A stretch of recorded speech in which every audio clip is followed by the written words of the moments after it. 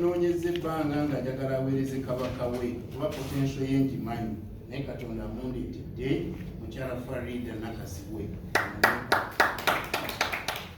omuwandiisi mukyala Aguro Olive yagenda okuwandiikira olukiiko luno. Kikulu nnyo olwaleero buli muzannyo bwe tuzaawo mu Bwakabaka.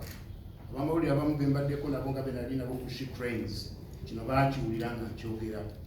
Obuvunaanyizibwa bwaffe obukulu kuteekeddwa okusooka okusimba governance and administration, okulaba nga enywera n'eggumira. Ekyo kikosezza nnyo Uganda mu mizannyo gyaffe gyonna. Ekyokubiri ng'ekitumaze okukiteekateeka obulungi, tulina obuvunaanyizibwa obuguza omuzannyo gwennyini, sporting, nga tukukola ddala mu mbeera esaanidde.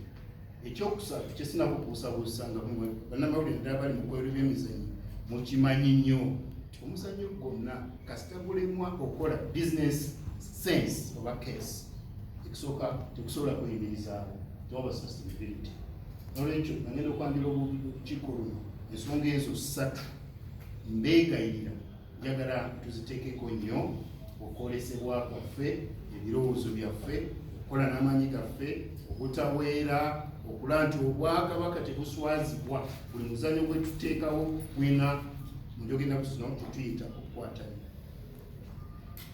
Na bino ebisatu sijja kukoowa byogera paka bwe naalaba nti mu Uganda bitojjera the 3 Ps.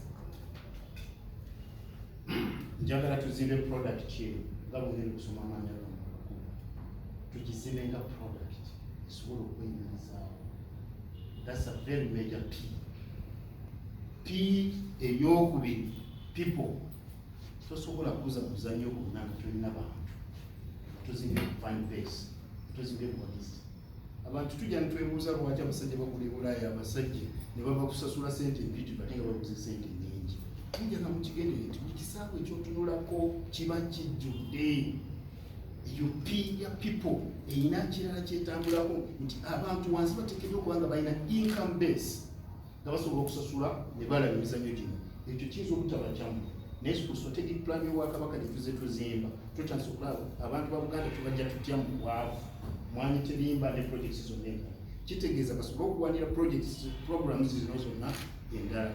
P endala yesembayo wadde watu from Uganda tulowooza nti erina okukulembera. That's profit, that's the money. Tosobola kufuna sente nga tozimbye biri ebisoose waggulu byonna nga bwensoose obulungi. Omuzannyo guno mukulu nnyo mu Uganda gukyali virgin almost, naye tulina ekizibu mu ggwanga lino nti kulowooza kwaffe n'okukola ebintu ekituyita process ejja kuba samuwe process. We are so much event centered. Don't be event centered. Think, plan. Tulabe nga omuzannyo guno era capacity yagwo ngirengera nga potential is very high. Ekisebera ddala ntandise okyagala okyala emizannyo gyaffe byonna. Njagala good internal competition. Njagala ekulaba emizannyo nga internally positively givuganya. Mukulu Misagga bwe bagenda okulangira nga ssentebe sinnamanyi, naye bwe bagenda okulangira nga ssentebe njagala omanye nti empiira gy'amasaza giri ku ddaala ki, egy'ebika giri ku ddaala ki, ki kye batina kye balina eri kye siina. Ne competition eno egenda kusukka Obwakabaka wati kitegeeza nti we are the best. Njagala ogiraba nti bwe banga the best federation today mu kuddukanya sports ngeza bugeza yefufa nti yes, because that's what I think, I'm sorry to say. Bwe banga fufa biki babikoze batya, tusobole okuba ne that competition eri positive, okuvuganya obulungi obw'omuntu tusobole okukulaakulanya okuzimba omuzannyo guno. Mu myaka 3 Eyongedde Misagga ne ttiimu nja kubasaba omuzannyo guno njagala okulaba nga guvudde, kubanga COVID yaguzaayo wetugenda mu lulimi lw'obusuubuzi mu kuyingira precondition to take off, that we are trying to say we can take off, tulabe nga gusobola okutambula olw'okweyimirizaawo.